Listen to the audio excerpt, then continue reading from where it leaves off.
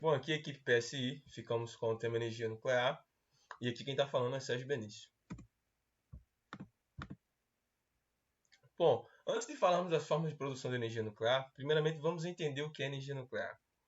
A energia nuclear é uma energia que é libertada numa reação nuclear, isto é, são processos de transformações de núcleos atômicos. Alguns isótopos de certos elementos apresentam a capacidade de se transformar em outros isótopos, ou até mesmo em elementos, através dessas modificações dos núcleos atômicos. A partir daí emite uma energia dentro desse processo, que é chamada energia nuclear. E as formas de produção de energia nuclear são duas, que é a fissão nuclear e a fusão nuclear.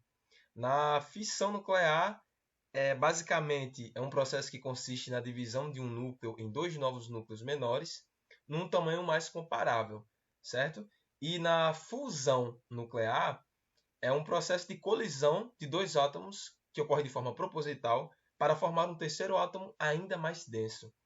E é liberada uma energia dentro dessa reação, certo? E dois átomos eles não podem agir, não podem se colidir de forma natural, pois os seus campos eletromagnéticos se repelem.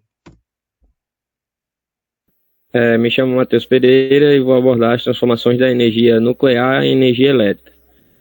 O primeiro tópico é o enriquecimento do urânio. O enriquecimento é feito pela adição de gás hexafluoreto de urânio.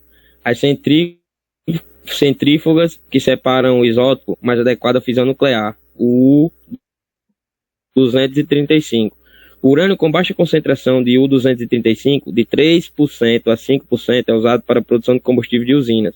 O de concentração de pelo menos 20% é normalmente utilizado para pesquisas. Já o urânio com 90% pode ser usado para a produção de armas nucleares, como é o caso da construção da bomba atômica.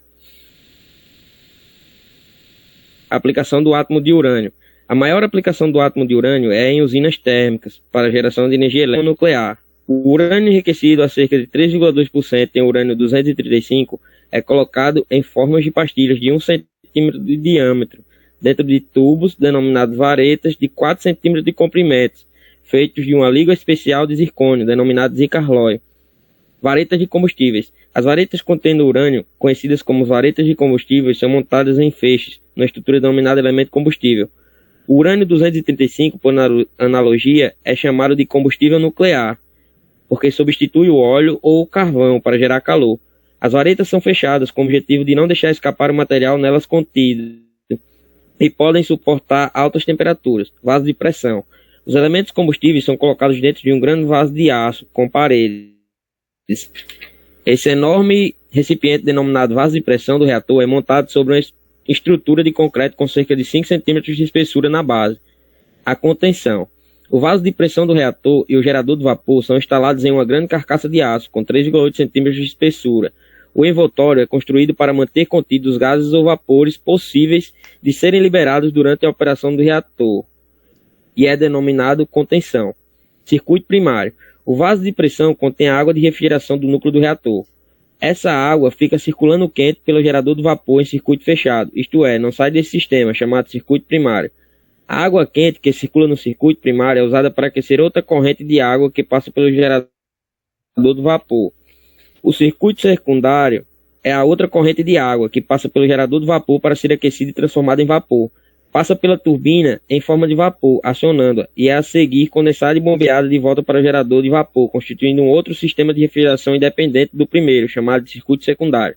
Liberação de energia. Se a energia é liberada lentamente, manifesta-se sob a forma de calor. Se é liberada rapidamente, manifesta-se como luz. Nas usinas termonucleares, ela é liberada lentamente e aquece a água existente no interior dos reatores, a fim de produzir o vapor que movimenta as turbinas. Meu nome é Álvaro Pinheiro e eu vou falar um pouco sobre as vantagens da utilização da energia nuclear. A independência de fatores climáticos, ou seja, ela não depende de fatores climáticos para sua produção. Não libera gás de estufa e é uma ótima opção para países com poucos recursos hídricos. Ela é considerada descartar pequenas quantidades de resíduos, que se forem descartados corretamente não poluem a atmosfera. É considerada uma energia limpa. levando em consideração se não houver nenhuma irregularidade ou irresponsabilidade no descarte dos resíduos nucleares, que são altamente radioativos, e é considerada uma fonte de grande produção energética.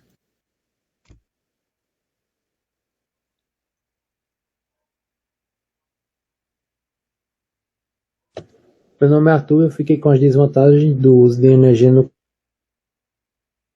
Os acidentes têm várias consequências, como temos dois bons exemplos, Chernobyl e Fukushima. Ela não é um recurso energético renovável, porque o urânio ele é extraído e não regenerado.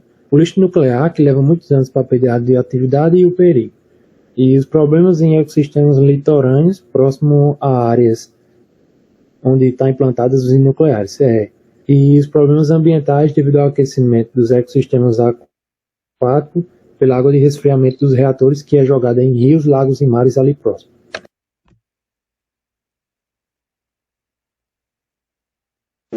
Meu nome é Cinto Eliane e agora irei falar sobre as medidas de segurança.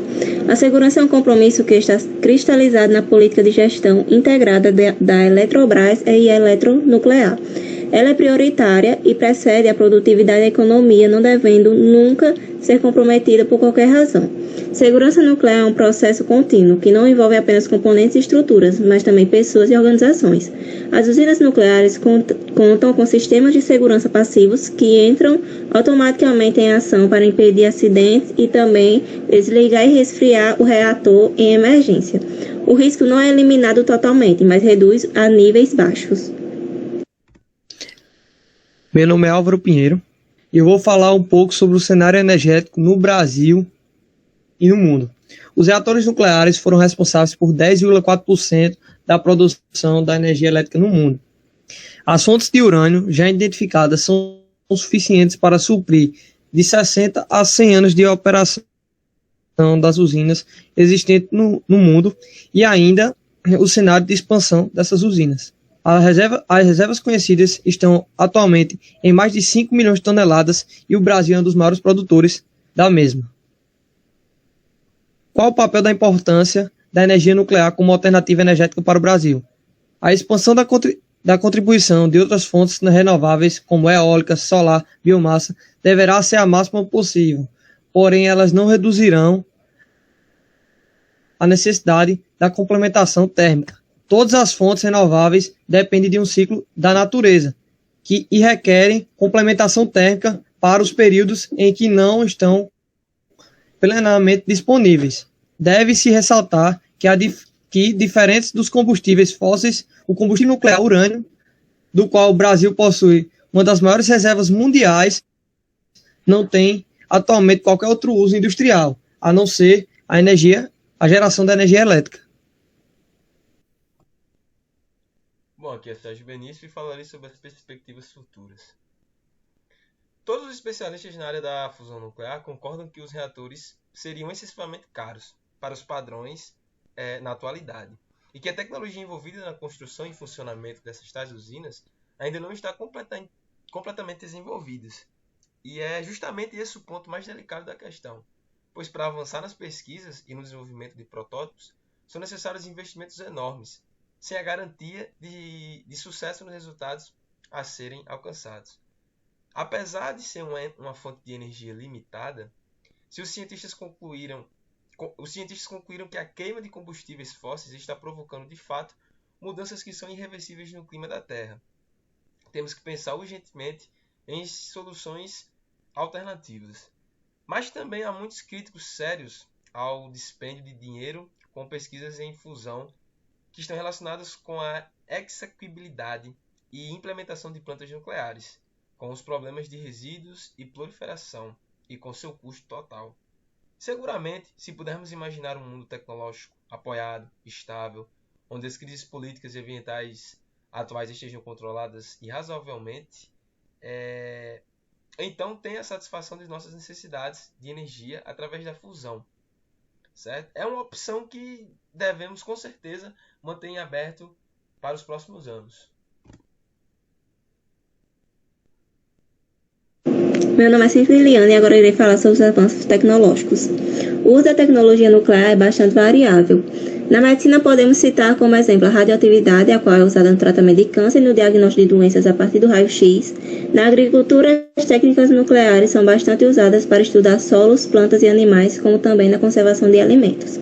Já na indústria, os materiais radioativos podem ser usados para medir a espessura de folhas de papel ou de tecido, mas apesar da utilização variada desse tipo de tecnologia, é no campo das usinas nucleares que as maiores controvérsias do tema são encontradas. As usinas nucleares apresentam alto grau de excelência tecnológica, como principal fator de garantia de segurança e o aumento da confiabilidade. Outro exemplo das aquisições tecnológicas é o novo elemento combustível nuclear, que é um dispositivo que contém as pastilhas de dióxido de urânio, que são encapsuladas em tubos de uma liga metálica especial, zircaloy, formando um conjunto de 235 varetas combustíveis. Mas nem sempre as tecnologias nucleares são positivas. Alguns acidentes com reatores nucleares também provocam questionamentos em relação à segurança desse tipo de tecnologia. Um dos acidentes mais problemáticos foi o da usina de Chernobyl, que ocorreu por conta de um dos reatores da usina que sofreu uma explosão de vapor, causando assim um incêndio. Diversas explosões se sucederam e acabou ocorrendo o derretimento do núcleo do reator. Uma observação sobre esse acidente é que a contaminação foi 400 vezes maior que a da bomba de Hiroshima.